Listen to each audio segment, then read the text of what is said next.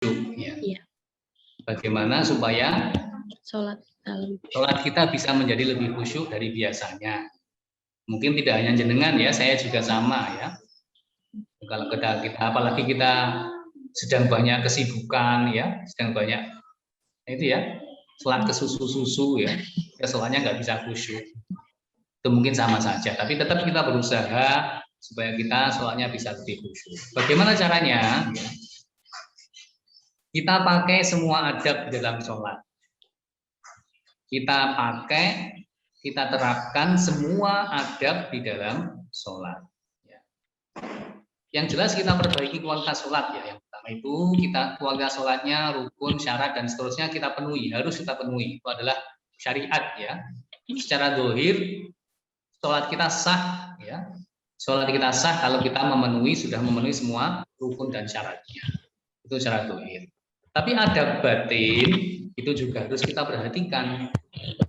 Kata-kata khusyuk kan hubungannya dengan ketenangan jiwa. Sholat yang tenang, akhirnya apa? Berbuah dengan perilaku yang tenang. Bagaimana supaya lebih khusyuk? Tadi sudah saya sampaikan ya. Salah satunya adalah kita berusaha memahami betul setiap apa yang kita ucapkan dan memahami betul, menghayati betul apa yang sedang kita kerjakan. Jadi kita pahami betul yang pertama ucapan ya. Yang kita ucapkan di dalam sholat itu kita pahami. Jadi kalau kita berusaha memahami apa yang kita baca, maka kita akan lebih bisa konsen, lebih bisa khusyuk, dan otomatis tidak bisa menjadi cepat-cepat. Maksudnya tidak tergesa-gesa untuk selesai. Soalnya kita berusaha untuk memahami ya. Orang yang sholatnya cepat, seret kayak olahraga ya. Di samping tidak sah.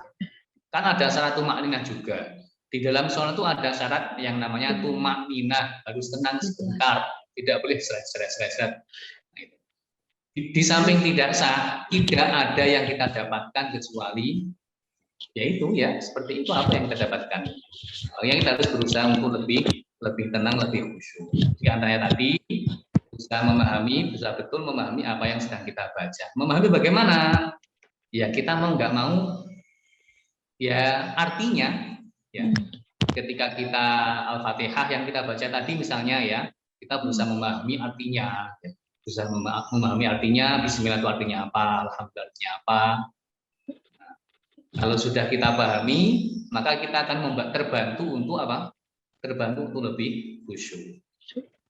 Itu di dalam sujud ya kita baca apa Subhanallah Maha Suci Allah, pelan-pelan tenang ya. Itu di tahiyat ya, tahiyat kan ada juga syahadat, sholawat, tahiyat, assalamualaikum dan seterusnya ya.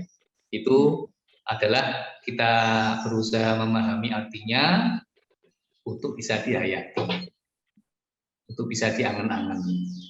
Itu insya Allah bisa mengantarkan kita untuk lebih khusyuk. Yang kedua gerakannya juga harus diperhatikan. Tadi ya tidak tergesa-gesa. Jadi tenang ya. Berlama-lama dalam sujud yang saya maksud tadi itu juga membantu kita lebih khusyuk ya. Meskipun kita tidak baca apa-apa misalnya, kita diam saja. Coba jenengan atau ya coba kita praktekkan lah ya sekali-kali sujud yang lama ya. Maka kita akan bisa merasakan enaknya sujud, nikmatnya sujud ya. Nikmatnya bersujud yang lama. Dan memang dianjurkan ya sujud yang lama itu dianjurkan. Berlama-lama sujud ya. Nanti kalau lama biasanya seluruh tubuh kita terasa agak sengkring-sengkring gitu ya. Tapi lama-lama enak. Itu kalau kita rasakan dohirnya ya. Gitu. Tapi itu juga membantu kita untuk lebih khusyuk. Nah itu. Barangkali itu ya. Yang pertama kita perbaiki bacaannya ya. Bacaannya maksudnya kita berusaha memahami bacaannya. Yang kedua kita menghayati setiap gerakan di dalam sholat. Itu supaya kita lebih khusyuk di dalam sholat. Yang kedua, pertanyaan yang kedua tadi itu gimana Mbak? Saya sudah sholat tapi kok masih marah-marah nggak ada? Iya. Kayaknya Iya. semua orang itu Pak ya, Ustaz. Saya juga ya, saya juga gampang marah.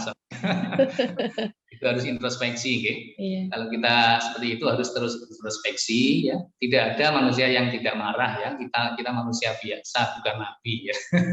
Kita manusia biasa, masih banyak ya yang meliputi kita, termasuk hawa nafsu. Tapi setidaknya itu bisa kita minimalkan. Apa hubungannya dengan sholat?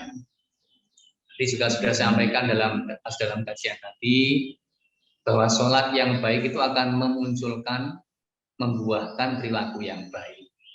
Sholat kita yang baik, sholat kita yang kualitasnya baik, itu akan memunculkan sifat-sifat yang baik. Kalau masih ada atau masih banyak, naudzubillah ya, mudah-mudahan sedikit ya yang kurang baik dari kita yang kita munculkan dalam kehidupan sehari-hari, berarti sekali lagi kita harus terus introspeksi. Kembali ke sholat lagi ya, kembali ke sholat lagi. Berarti sholatnya harus kita perbaiki lagi. Sholatnya harus kita perbaiki lagi. Biasanya mudah marah itu kan banyak hal ya. Kita banyak hal yang menyebabkan kita mudah marah, gampang marah. Termasuk biasanya pas tergesa-gesa, sedang mengejar target atau sedang apa itu gampang marah. Nah, marah itu seringkali karena kita lupa. Seringkali karena kita lupa. Lupa apa? Ya lupa pada Allah Subhanahu wa taala ya. Terhadap nikmat yang lain. Misalnya kita ngobrol anak-anak kita belajar susah sekali misalnya ya. Kita lupa ya. Saat itu mungkin kita lupa bahwa anak itu kan nikmat yang paling agung juga ya. Anak adalah salah satu nikmat Allah yang paling agung yang harus kita syukuri. Ya, kalau kita olah-alik begitu ya, insya Allah itu juga akan bisa membantu kita lebih sabar. Tapi sekali lagi, salah satu media yang paling penting untuk kita introspeksi adalah pada waktu sholat. Kembali ke sholat. Jadi sholatnya harus kita perbaiki kualitasnya. Terus introspeksi, dan terus lebih baik. Kurang lebih seperti itu. Terima kasih Ustaz.